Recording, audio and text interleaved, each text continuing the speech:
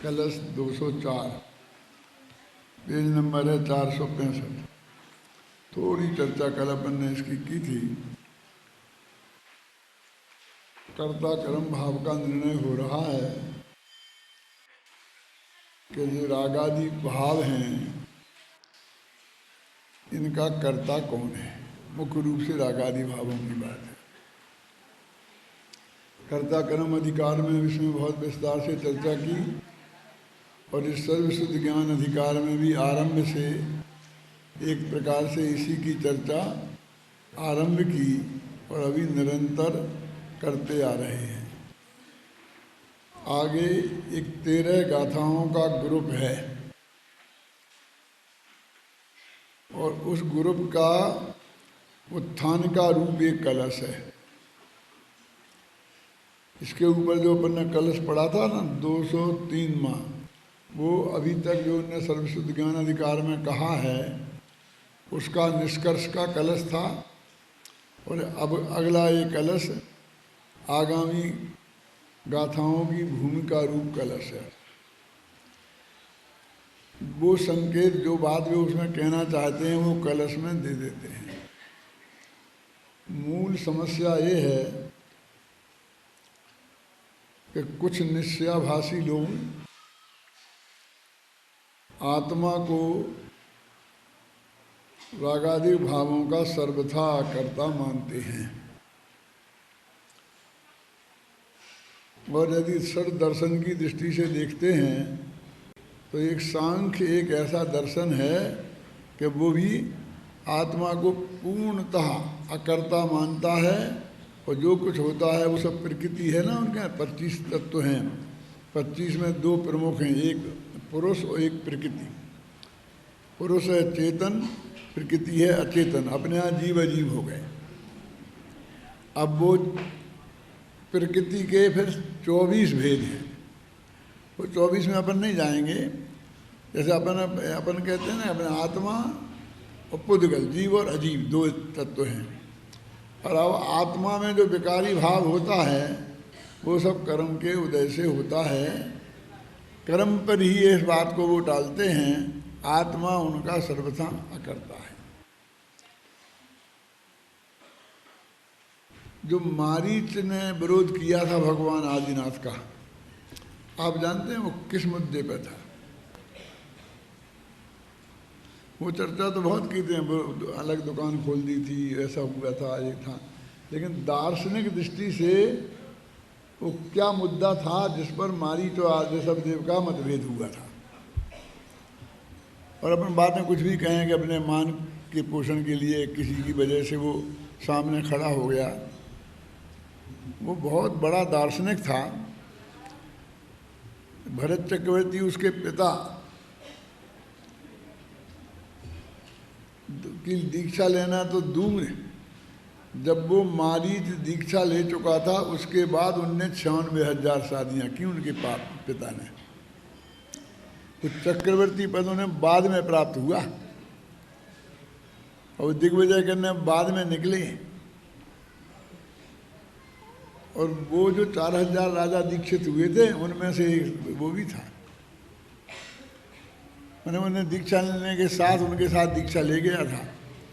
उसमें कितना बड़ा होगा, कितना समझदार, क्या जो भी होगा, उसका मुद्दा यही था।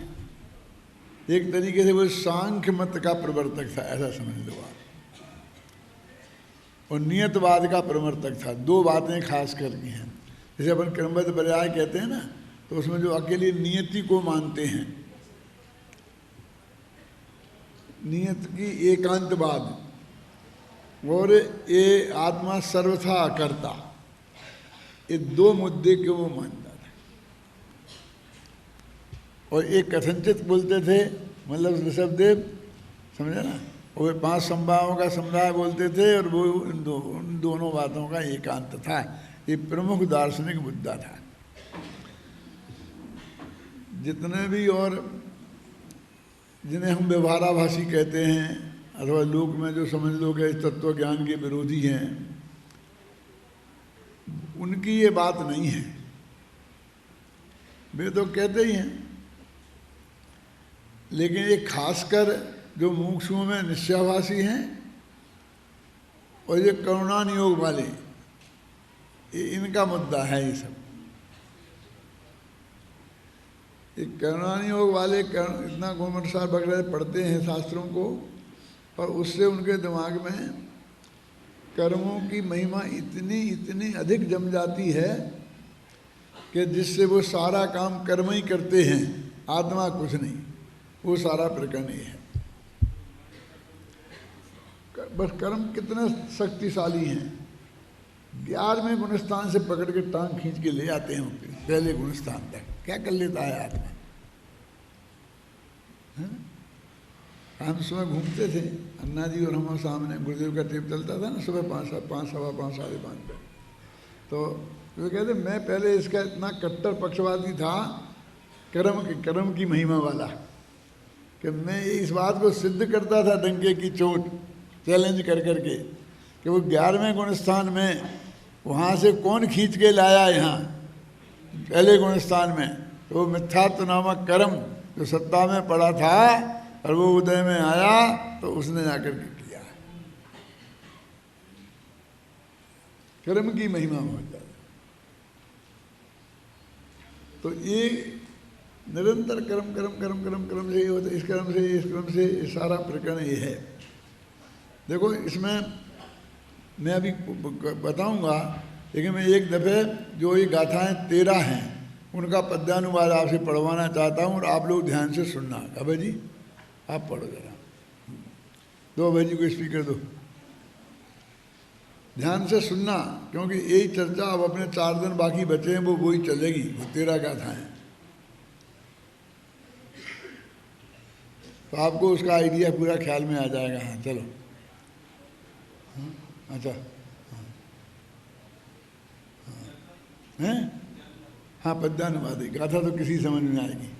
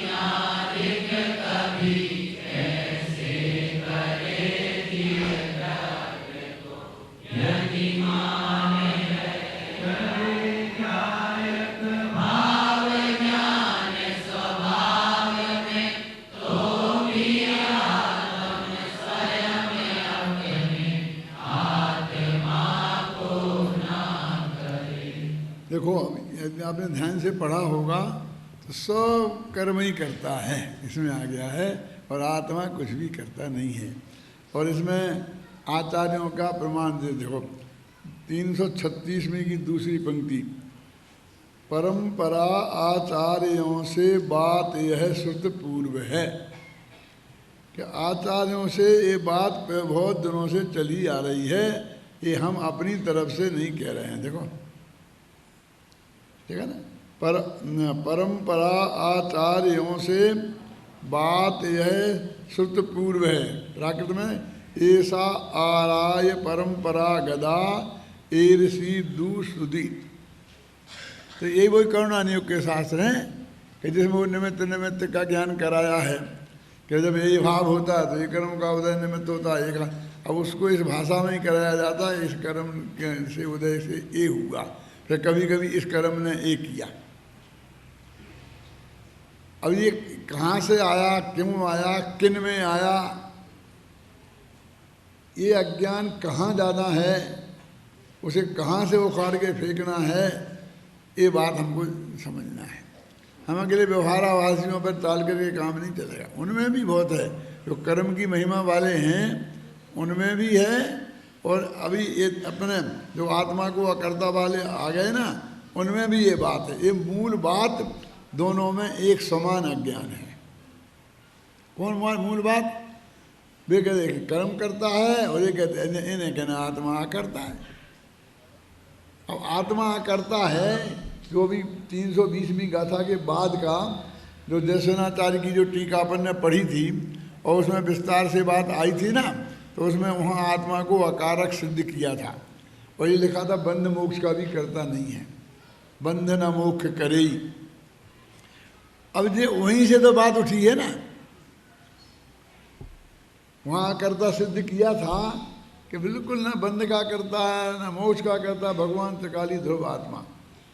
अब वो सारी जनवाणी में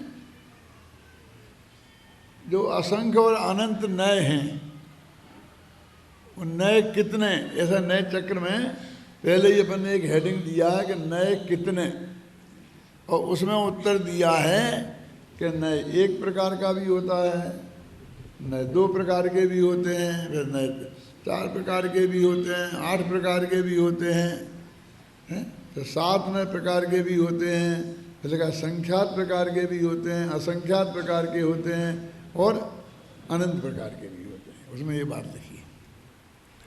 अब इतने प्रकार के होते हैं कि जब अनंत नए कैसे होते होंगे, कि आत्मा में अनंत धर्म है ना, अनंत गुण है ना, वो एक एक गुण को, एक एक धर्म को पकड़ता है। जो 47 नए प्रवचन सार में है ना, आत्मा में एक ऐसा गुण है, धर्म है कि जिसको पकड़ने वाला ये नए है। ग्रहण आता कि नहीं?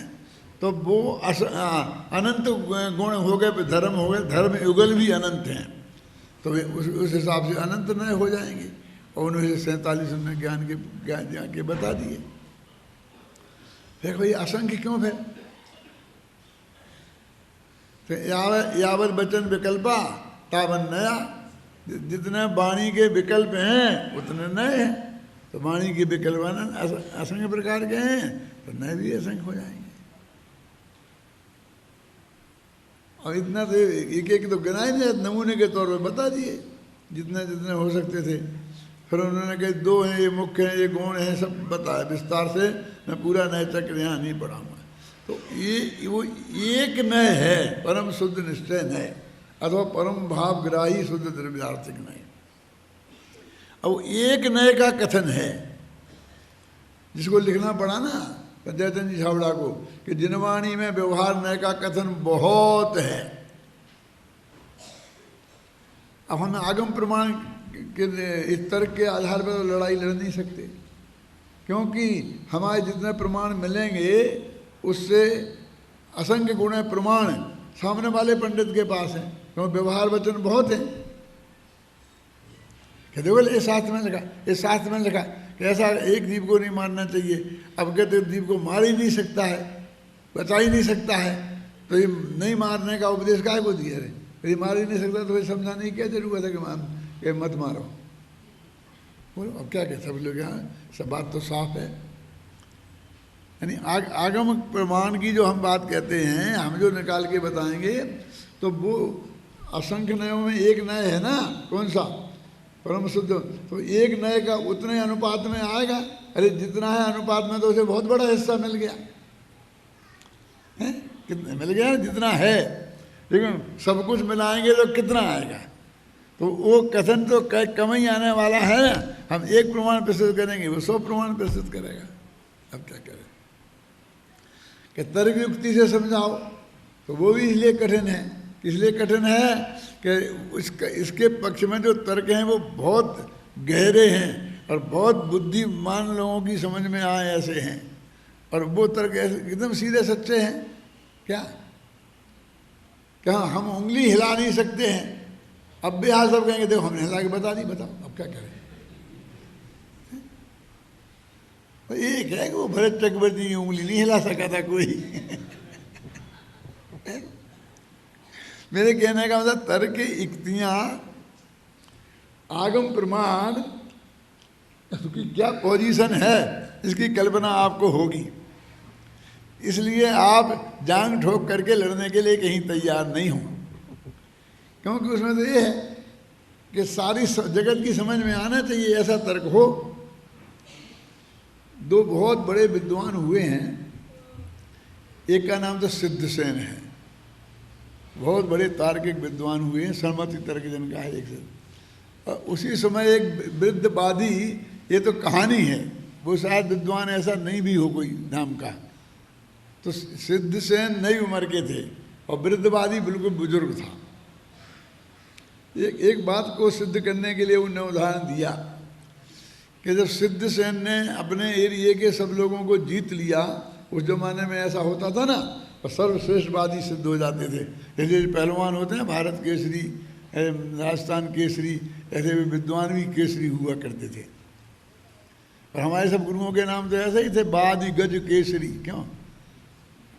हमारे गुरुजी थे मक्खनलाल जी, उनके पास पदवी क्या थी ना, बादीव केसरी, माने बादी रूपी इव माने हस्ती, उनके लिए संग के समान।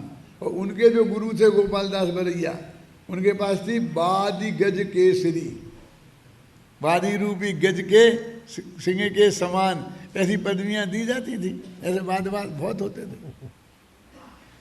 तो उनने कहा कि कोई विश्व में कहीं है, देखते हैं और विद्वान।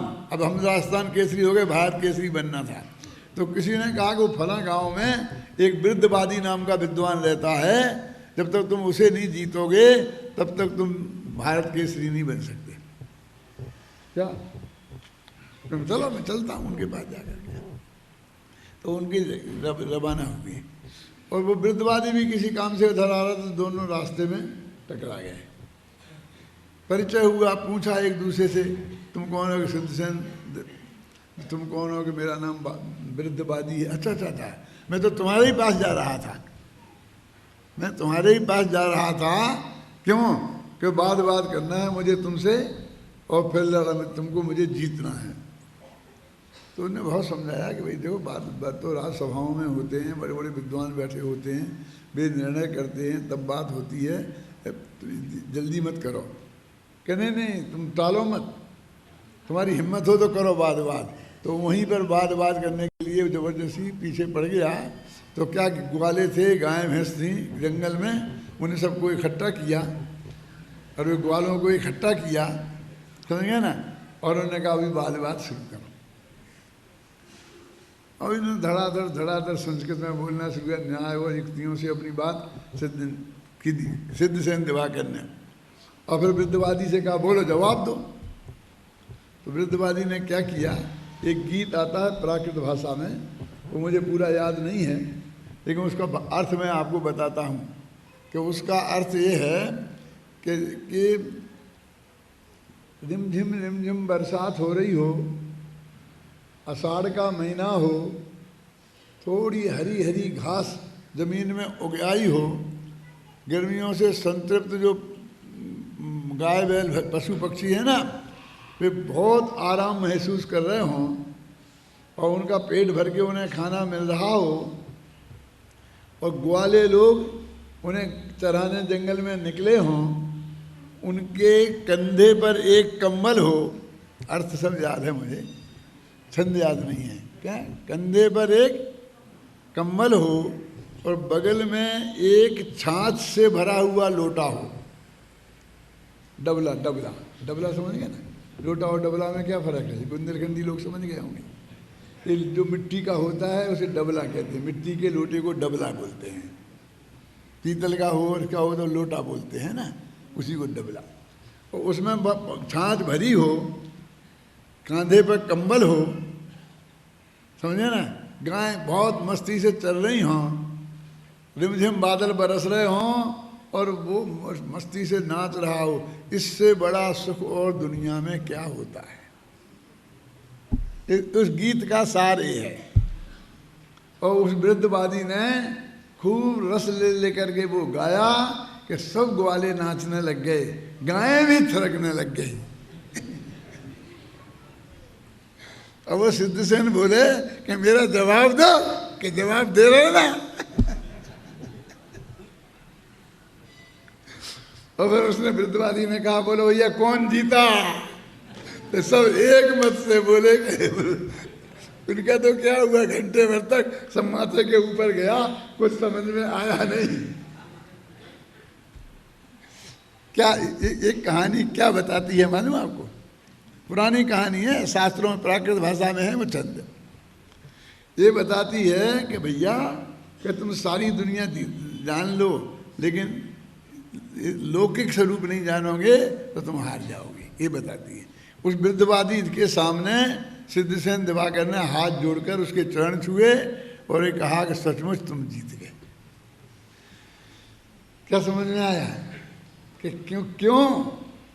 तो उन्होंने कहा कि मैं कितना ही विद्वान हूं लेकिन लोकज्ञ नहीं हूं, मैं लोक व्यवहार को नहीं जानता हूं, मैं सभा की पहचान नहीं है मुझे, सभा कैसी होना चाहिए, उस सभा में कैसा प्रवचन होना चाहिए, ये मैं नहीं जानता हूँ, इसलिए मैं हमेशा फेल होऊंगा। अब मैं तुम्हारी सफलता देखकर और राज दरबार में जहाँ विद्वानों का ग्रुप बैठा हो और मैं ये गीत गाने लग जाऊं तो वहाँ क्या भाड़ कह कर के भगा दिया जाएगा। ये न चाहिए कि भैया को काय को बुलाया, ये तो विद्वानों की सभा थी, क्यों? वो इनके बीच में एवं चेद एवं साध एवं चेद एवं साध करने लग जाऊं तो क्या होगा? तो मैं लोक व्यवहारज्ञ नहीं हूं। तो इसलिए मैं आपसे बोल रहा हूं कि आपका जो पक्ष है परम सत्य होने पर भी उसके पक्ष में आगम प्रमाण और युक्तियां और लोक कितना विरुद्ध है, ऐसी विरुद्ध धारा में आपको काम करना है। इसलिए मैं कहा करता हूं कि भाई जो पक्ष हमने ग्रहण किया है महेश, यदि उसके विरुद्ध पक्ष मुझे दे दो तो मैं इससे 10वें भाग मेहनत से किए नहीं करूं तो भी सारी जनता को मुग्ध कर दूंगा और समझा दूंगा। और ये पक्ष ऐसा है कि इसको इससे बहुत कठिन है। आप समझ आपने कितना कठिन काम स्वीकार किया है, इसलिए आपकी तैयारी कितनी होनी चाहिए ये आप इसकी कल्पना करो। आपका तर्क, आपकी युक्तियां, आपका आगम ज्ञान, ये सारा आपको बहुत मजबूती से होना चाहिए। नहीं तो कर्म अब दो बातें थी अपनी, कौन कौन सी? एक कर्म ही सब करता है, सुलाता जगाता है, ये सब बात है। तो ये करना नहीं हो किसके पक्ष में, कदम कदम पर वैसे कथन उसमें मिल जाएंगे। वो थोड़ी बार बार कहेगा निमित्त है, निमित्त हूँ मैं, निमित्त हूँ, निमित्त हूँ। वो तो निमित्त तो करता ही करता कह करके आएगा ना सामने खड़ा होकर के, और वो सारे प्रमाण मिल जाएंगे। तो एक ये लोग ये मत ये वो है यहाँ पर। अब वो कहे आचार्यों का मत है, मैंने पंक्ति पढ़ के सुनाई थी, ये बात प्रसिद्ध है, सब लोग कहते हैं। और हमने कितने गीत गाए हैं कि इन कर्मों ने हमें कितनी कितनी तकलीफ दी, ऐसा किया वैसा किया। हम छोटे से बच्चे थे तब से वो गीत सुनते आए हैं। क्या 7-8 बरस के रहे होंगे। क्या है, मुझे ध्यान से उड़ रहा है थोड़ा। कर्म बड़े बलवान जगत में पेरत हैं ऐसे, कर्म बड़े बलवान जगत में पेरत हैं। पवन जय की रानी अंजना गर्भ विषय हनुमान, पवन जय की रानी अंजना गर्भ विषय हनुमान।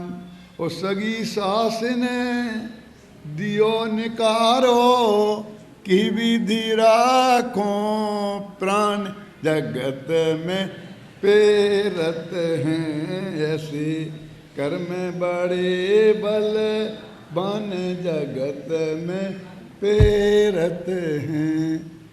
जिंदगी भर सुनते आए हैं।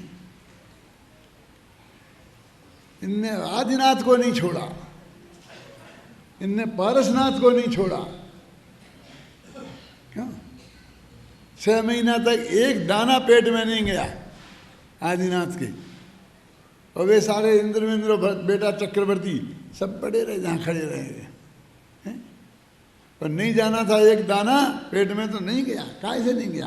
वो कर्म था ना, पूरा भव का उदय में आया था। और पारसनाथ में कैसे पत्थर बरसे, ना नहीं याद आई हैं?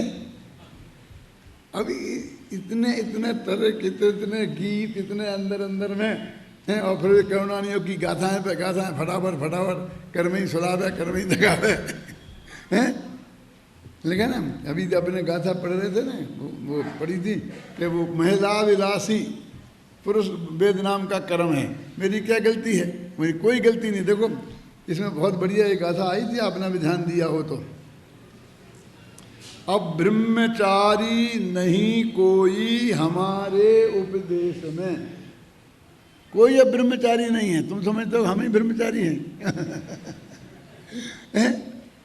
अब ब्रह्मचारी नहीं कोई हमारे उपदेश में, क्योंकि ऐसा कहा है कि कर्म चाहे कर्म को।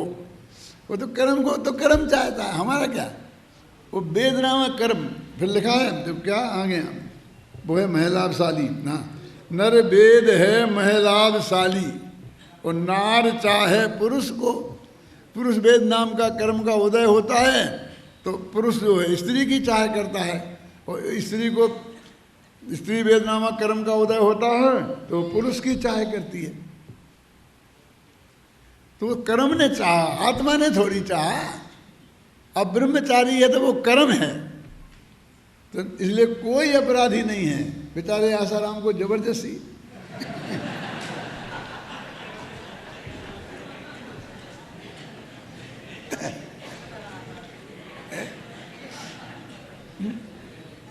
सब आपने ध्यान से सुना हो तो सब लिखा है इसमें। देखो, परघात नामक कर्म की ही प्रकृति का यह काम है, जो मारता है अन्य को या मारा जावे अन्य ने। तो परघात नामक कर्म था, उसने सब काम किया। हमें क्या कहता, हमने क्या को मारा किसी को है? और आत्मा तो आजा हमारा है। और इसका ऐसा उपयोग हुआ है गीता में। गीता जो है उसमें उसका दार्शनिक पक्ष है। यदि षड्दर्शन में गिना जाए तो वो सांख्य मत है। आत्मा अजर है, अमर है, कोई मरता नहीं मारता नहीं है, ये गला पानी से गलता नहीं, अग्नि से जलता नहीं, है ना। इसलिए हे अर्जुन, तू क्यों मारने से डरता है? तो देखो अभी अपन कलश पढ़ते हैं, जो इसकी उत्थानिका का कलश है। इसी संदर्भ में देखना जो मैंने आपको बात बताई ना कि उस कर्म के अब वो जो हमारा परम शुद्ध थी, और तुम्हें किसमें अपनापन करना चाहिए, इसके लिए बस वो आत्मा बहुत सही है, लेकिन वो सिर्फ इस काम का है। कौन से काम का? तुम्हें ध्यान करना हो तो उसका ध्यान करो, और तुमको अपना मानना हो किसी को तो उसे मानो, बस इतने से काम का है। ये भगवान मंदिर में जो विराजमान है ना, ये एक ही काम के हैं, और वे अपनी ड्यूटी 24 घंटा पूरी कर रहे हैं, पक्की। क्या काम के? कौन सा एक काम है कि तुम उनके दर्शन करो। काय के लिए विराजमान किए? बोलो सुनील जी, अपने मंदिर में काय के लिए किए? इसलिए कि हमारे घर की चौकीदारी करेंगे, इसलिए किए कि हमारा पेट का दर्द ठीक करेंगे, कि हमारा कुष्ठ रोग दूर करेंगे, कि हमारे बच्चे की शादी करवाएंगे, इसके लिए किए। हम तो सारे काम बताते हैं उन्हें, और घूस भी देते हैं। एक नारियल चढ़ाऊंगा तेरे एक नारियल के पीछे, और शत्रुओं की हत्या का काम। तुझे सुपारी देना भी ढंग से नहीं आता है, भगवान को सुपारी देता है कि वो मर जाए तो ऐसा करूंगा। अरे सुपारी किसको देना चाहिए है? और कितने पैसा लगते हैं सुपारी देने में है? अरे भगवान का एक ही काम है, वो कौन सा काम? दर्शन देना। वे शांति से बैठे 24 घंटा अपनी ड्यूटी में, रात के 2 बजे जाओ और आप ताला खोलो तो भगवान आपको दर्शन देने बैठे हैं। अकेले जैनियों के भगवान हैं, घबराना नहीं, क्योंकि उनके भगवान तो सो जाते हैं। वो अठपहरा होता है ना, अभी भोजन का समय है, फिर अभी सोने का समय है, और फिर अभी ये समय है, उस समय बंधा रहता है सबका। लेकिन अपने तो 24 घंटा एक ही काम पर डटे हुए हैं, क्योंकि तुमने जो ड्यूटी सौंपी थी पंच कल्याणक में उनको। क्यों? कि हमारे मोहल्ले में मंदिर नहीं था तो बहुत सी माताएं बहनें बेचारी देव दर्शन के बिना जो हार नहीं करती हैं, वो बहुत परेशान होती थी। सबको देव दर्शन मिल जाए, इसीलिए अपन मंदिर बनवाते क्या नहीं? बोलो दूसरा कोई काम है? अब 24 घंटा ड्यूटी पे बैठे हैं। अब तुम जाओ चाहे नहीं जाओ, तुम नहीं जाओ तो जबरदस्ती पकड़ के तुम बुलाते नहीं हैं, पर जाओ तो कोई इनकार करते नहीं है। और हमने एक ही काम छोड़ दिया है, कौन सा? उनके दर्शन करने का। और सारे काम भगवान को बता दिए हैं कि भगवान के लिए इससे काम नहीं चलेगा, यदि तुम्हें भगवान बनना है तो वो काम भी करना पड़ेगा। जो बिरला मंदिर में इधर है ना, वो भगवान करते हैं जो उधर बिरला मंदिर के बगल में और जो मस्जिद में वो बैठ के करते हैं ना, और ईसाइयों के गिरजाघर में करते हैं ना, वो सब काम तुम्हें भी करना पड़ेंगे। और तुम समझ लो अच्छी तरीके से, यदि तुमने नहीं करे तो हम वहाँ चले जाएंगे, वो काम उनसे निपटवा लेंगे। क्यों? हमको क्या है? हमको तो बीमारी है, वो ठीक होनी चाहिए। पीर साहब करें चाहे पीर साहब करें चाहे मोहम्मद साहब करें, क्यों? हम तो ये हैं कि हमारा उल्लू सीधा होना चाहिए। और वो भी कौन सा काम है? ये पापों का पोषण,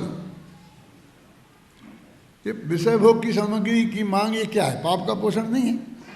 रुपये पैसे की मांग, ये क्या है? परिग्रह का नामक जो सबसे बड़ा पाप है उसकी मांग नहीं है।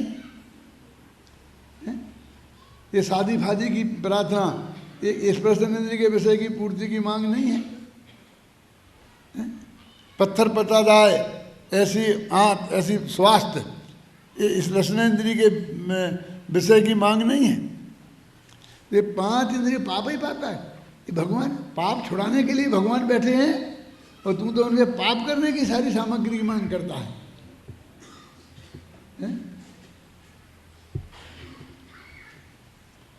मैं पहले सबसे पहले यहाँ जयपुर था, आया था इंदौर, तो उसके पहले अशोकनगर में रहता था। अशोकनगर ये मध्य प्रदेश में है, गुना जिले में। तो वहाँ ऊपर था मंदिर, भगवान के दर्शन थे, वो नीचे था औषधालय, और वहाँ एक वैद्य जी बैठते थे, उनका नाम भी भाग्य से हुकुमचंद था। वहाँ पंडित भी हुकुमचंद था और वैद्य जी भी हुकुमचंद थे। मैं सीधे प्रवचन करता था, आगे वो वैद्य जी बैठते थे। हमारे परमात्मा वगैरह छोटे थे, 2-4 साल के, तो वैद्य जी उनको चूरन दे के बहुत लोभाते थे क्या, तो वो करते थे। और अभी जाकर के ऊपर से लोग आते थे, भगवान की पूजा दर्शन करके फिर वैद्य जी के पास जाते थे, और फिर वैद्य जी से दवाई लेते थे। तो मैं उस वक्त वहाँ उदाहरण दिया करता था कि क्यों आजकल भूख नहीं लगती है। वो वैद्य जी से बोलते थे, कौन जो मरीज आकर के, वैद्य जी आजकल भूख नहीं लगती है, कोई ऐसा चूरन दो जो भूख लगे ज़्यादा। क्यों? ऐसे चूरन की मांग करो, ऐसे चूरन की मांग करो। मुझसे भी लोग कहते हैं ऐसा चूरन खाओ जिससे भूख बहुत अच्छी लगे, तो एक रोटी से थोड़ी काम चलेगा।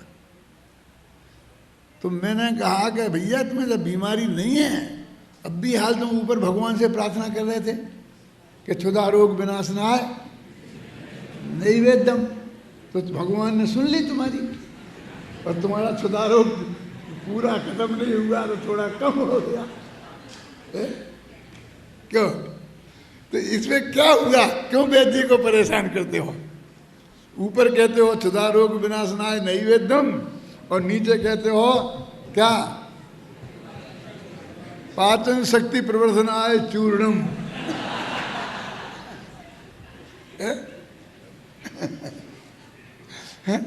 अब वो उन भगवान को चढ़ा आते हो क्षुधा रोग विनाशनाय, और जिस भगवान को चढ़ाते हो भगवान तुम्हारा क्षुधा रोग खत्म हो जाए, और मेरे को तो पाचन शक्ति बढ़ानी है। सोचो क्या है। यानी उन जो भगवान हमने मंदिर में विराजमान करे हैं, जिस काम के लिए कि हमें रोजाना भगवान के देव दर्शन मिले, हमने ये प्रवचन मंडप बनाया है काय के लिए कि हमें रोजाना भगवान की दिव्य ध्वनि का सार यहाँ सुनने को पढ़ने को मिले। क्यों? अब इसे कहते अरे साहब हमारे लिए ये करना है, हमारे लिए एक पार्टी देनी है, बच्चे का जन्मदिन है, इसके लिए तुम हॉल दे दो, इसके लिए। अरे भाई ये इसके लिए नहीं बनाया। मैं एक सच्ची बात कहूँगा तो बहुत अटपटा लगेगा आपको, लेकिन सुना देता मन में आ गई तो, कि जब मैं यहाँ आया था तो इतना बड़ा हॉल, और वे प्रवचन करते थे, 15-50 आदमी बैठते थे प्रवचन करने के लिए। तो ये क्या था, क्या क्या, तो कुछ लोग आते थे, गोदगा जी के दोस्त थे जो टेलरिंग का काम करते थे, वो कहते थे कि ऐसा करो कि 100 मशीनें उसमें टेलरिंग की रखवा दो, और सब महिलाएं जितनी हैं उनको टेलरिंग सिखाओ, हॉल भरा रहेगा खचाखच। कोई कुछ कहता था, कोई कुछ कहता था, बहुत बहुत प्रपोजल आते थे। एक तो ऐसा आया कि आप सुनको आपको दंग रह जाओगे।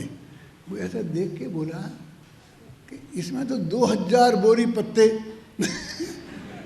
पत्ते समझ, बीड़ी के पत्ते होते हैं, तंदूर के पत्ते, उनकी घराने होती है ना, वो लिखने के लिए स्टोर रखा जाता है। तो इतने बद्दे रखे जा सकते। एक आए वो उधर नागपुर तरफ के थे, इधर सागर तरफ के थे, वो तो बोले कि पत्ते इतने पत्ते भरे, बोले कि इसकी छत पे तो 100 बोरी मिर्चें सूख सकती हैं। ये सच्ची बता रहा हूँ मैं बिल्कुल। क्यों खाली हॉल दिखता था तो हर एक को ये लगता था इसका उपयोगिता कैसे हो, इसकी उपयोगिता बताएं, और काम करें, खाली खाली क्यों पड़ा रहे। मैंने एक दफे गोदगा जी से कहा कि गोदगा जी आप फिक्र नहीं करो, आपको हॉल भरना है ना, मैं इन अध्यात्म प्रेमियों से ही इस हॉल को भर दूंगा, लेकिन थोड़ा समय तो दो मुझे। मिर्ची के बोरों से इनसे क्यों भरना चाहते हो? ये प्रवचन मंडप भगवान की दिव्य ध्वनि के प्रचार प्रसार के लिए बना है। अब तुमने बना दिया, चिंता मत करो। क्यों? ये भरेगा तो ये काय के इसके लिए है, और हम इसके लिए सुंदर भोग देने के लिए, फिर उसमें आलू जमीकंद, फिर रात में भी चलेगा, इसके लिए इसका योग करना चाहते हैं। भगवान का, हम तो भगवान का भी, भगवान को मंदिर में विराजमान किया दर्शन करने के लिए, और उनसे भी 5 जिंदगी के भोगों की मांग शुरू कर देते हैं। अब यहाँ कर्म पर अपने जो अपराध हैं, भगवान ने कहा कि तूने ऐसी गलती की इसलिए तेरे को ये तकलीफ हो रही है, वो बात सुनना नहीं चाहते। वो निकालते, भगवान आपने ही तो कहा था ना कि वो असाता वेदनी कर्म उदय से, क्षुधा वेदनी कर्म के उदय से बहुत जोर की भूख लगती है, तो फिर जैसा भी है ना, जहाँ से मिलता है चोरी से भोरी से खाना पड़ता है मिला करके। ऐसा ही ऐसा होता है, क्या करें। तो ऐसे ये वाले हैं कि दो कोई करता मान कर्म को भाव कर्म का। इस पंक्ति के अर्थ में बस हो रहा था। क्या है इस पंक्ति का अर्थ? कोई करता मान कर्म को भाव कर्म का। भाव कर्म माने मोह राग द्वेष के परिणाम। देखो ध्यान से सुन लो, कर्म तीन, कर्म तो एक ही है, ज्ञान वर्ण आदि 8 कर्म है ना, वो 148 प्रकृतियाँ। अब उनमें 2 प्रकार के, एक घातिया कर्म, एक अघातिया कर्म। घातिया कर्म के उदय में सब चेतन में विकार होते हैं। एक घातिया कर्म का फल जीव में आता है। माने मोहिनी कर्म का उदय आए तो मिथ्यात्व आएगा, असंयम आएगा। ज्ञानावनी कर्म का उदय आएगा तो अज्ञान आएगा। दर्शनावनी कर्म का उदय आएगा तो अदर्शन आएगा, तो आत्मा में ही आएगा ना। तो उन्हें बोलते हैं भाव कर्म।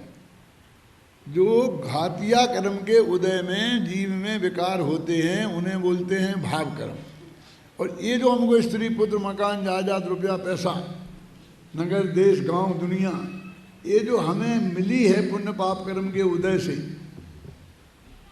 ये सब घातिया कर्म के उदय में जो चीज़ आती है उसे बोलते हैं ये संयोग, उन्हें बोलते हैं नो कर्म। ख्याल में है ना।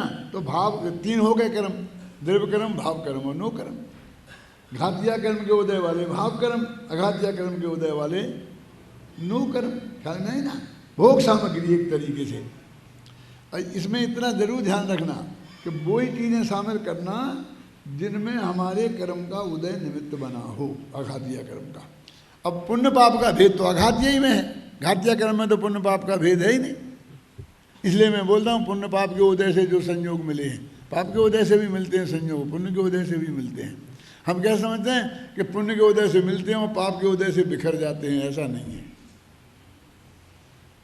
पाप के उदय से अनिष्ट संयोग मिलते हैं और पुण्य के उदय से तो ये शरीर कैसे मिलता है, सुंदर स्वस्थ शरीर पुण्य के उदय से मिलता है, तो रोगी काला कलूटा शरीर पाप के उदय से मिलता है। ये मिलता है उदय से तो मिलता ही मिलता है। तो जाता कैसे?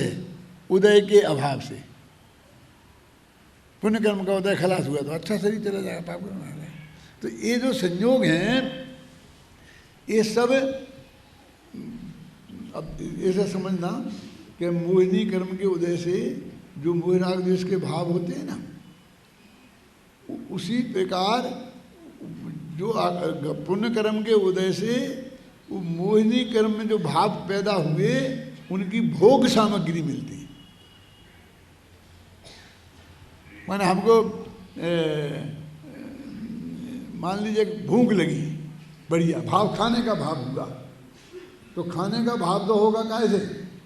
बस अंदर से वो जो है ना मोह का काम है, और अन्न वो सामग्री में लेगी वो उससे।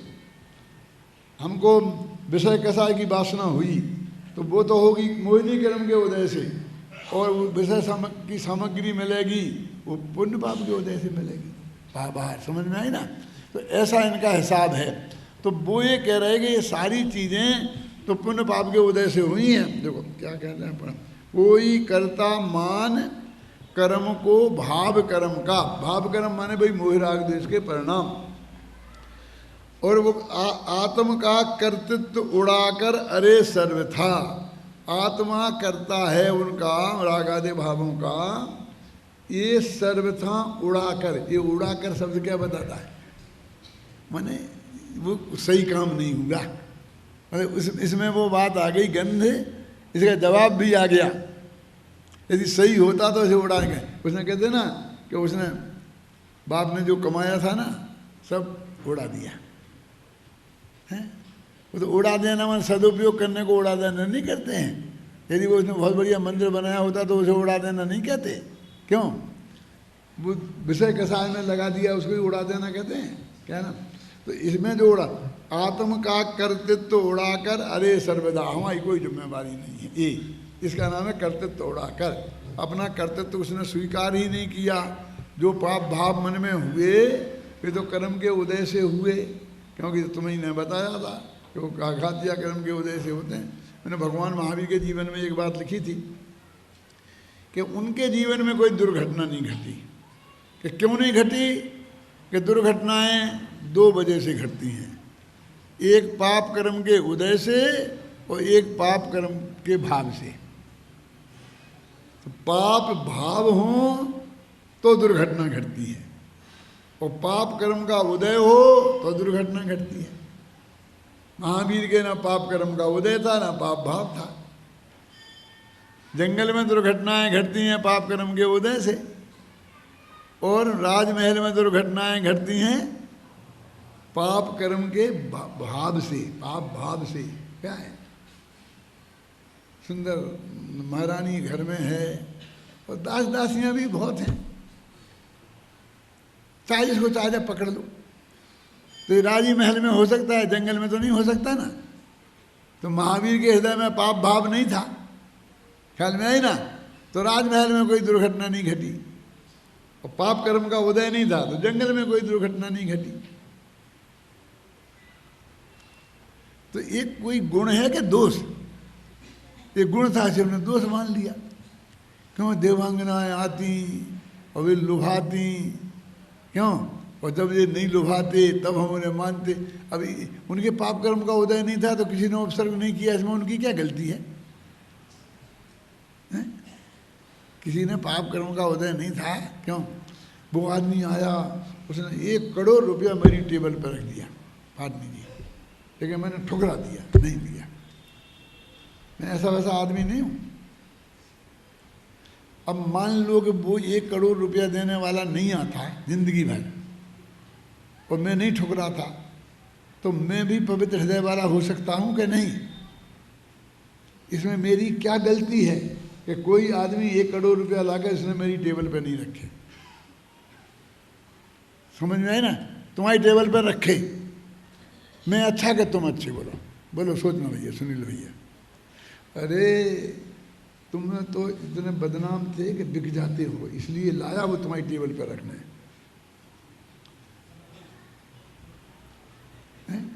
और हम इतने सुनाम थे कि भैया उसके पास मत ले जाओ, नहीं सीधा पुलिस को बुला के पकड़ा देगा, और काम तो वो करने वाला ही नहीं है, वो कभी किसी के खरीदने में आने वाला नहीं है। तो ये हमारा दुर्भाग्य का सौभाग्य है। और हम क्या, कोई देवांगना हमें दिखाने नहीं आई तो इसमें हमारी क्या गलती है? तभी हम महान सिद्ध होते।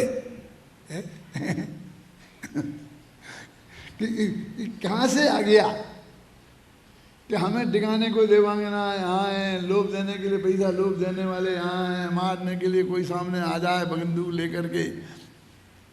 अब हमारा समझ ऐसा पाप कर्म का उदय नहीं था कि कोई हमारे सामने बंदूक लेके आया ही नहीं, हम क्या करें?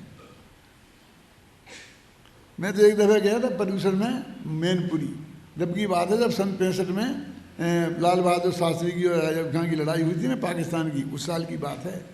तो जब मैं बस में बैठकर ग्वालियर आया, ग्वालियर से बस रेलों में बहुत झगड़ा था, तो शिवपुरी के पास से निकलना था, तो वहाँ के डाकू बहुत हैं, और वो डाकू पकड़ ले जाएंगे, डाकू पकड़ जाएंगे। क्या करेंगे? डाकू पकड़ ले जा करके क्या करेंगे?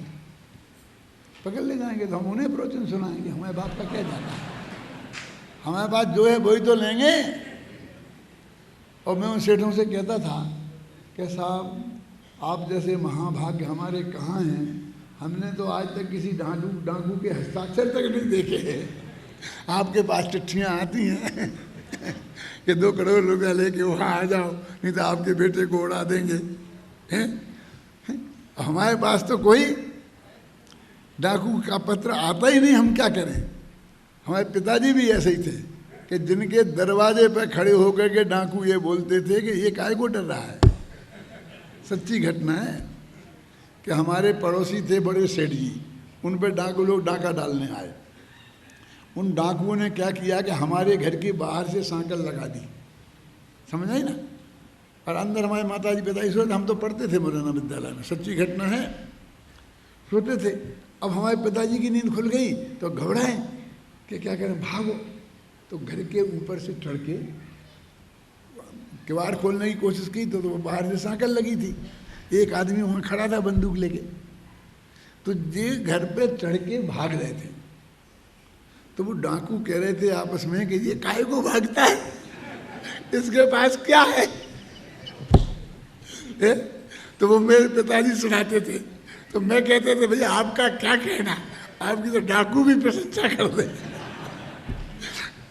आप समझते हो कि आप बहुत बड़े सेठ हैं, लेकिन दुनिया तुम्हें क्या समझती है तुम्हें पता है?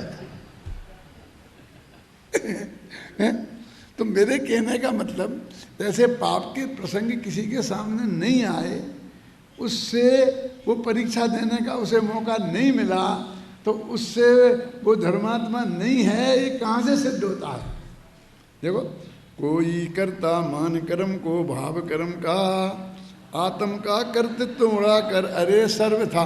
आत्मा करता ही नहीं है, राग का करता नहीं, मैं कोई अपराधी हूँ ही नहीं, अपराध किए जा रहा है।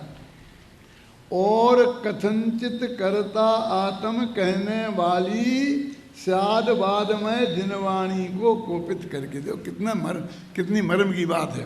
कहते कथनचित आत्मा करता है, देखो उसके विरुद्ध है वो जो गाथा 320 के विरुद्ध, बंद मोक्ष का करता नहीं है। कहते हैं कि और कथनचित करता कहने वाली, कौन है कहने वाली? ये कोई महिला होगी क्यों?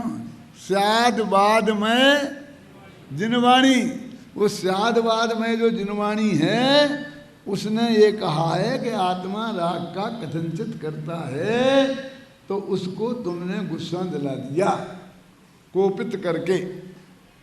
देखो, और कथनचित करता आत्म कहने वाली स्यादवाद में जिनवाणी को कोपित करते। कितना क्लियर है? वो जिनवाणी नाराज हो जाएगी तुमसे कि मैं तो कथनचित करता कहा था, कथनचित अकर्ता कहा था, ये ठोके जा रहा है, ठोके जा रहा है, ठोके जा रहा है। लेकिन इतना ध्यान रखना, ये सर्वथा शब्द है, इसमें वो कथनचित है, पीछे सर्व, ये कथनचित होना। देखो, उन्हीं मोह मोहित मति वाले, कितना बढ़िया उदाहरण वो है, विशेषण अपन सबके लिए है। कौन सा? मोह मोहित मति वाले, मामा है ना, मोह से मोहित हो गई है, मति माने बुद्धि जिसकी, ऐसे लोग।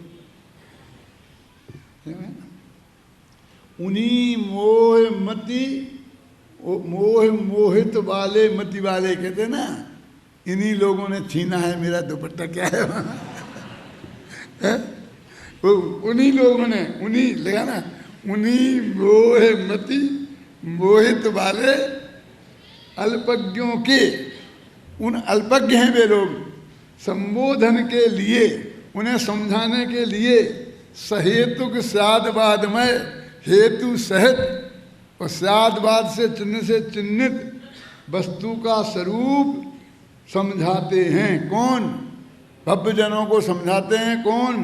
कि कुंद कुंद मुनि। कहाँ समझाते हैं? आगे की गाथाओं में। अब एक दफे शांति से छंद पढ़ लो और फिर अपन अगले कल गाथाएं पढ़ेंगे यहाँ। चलो।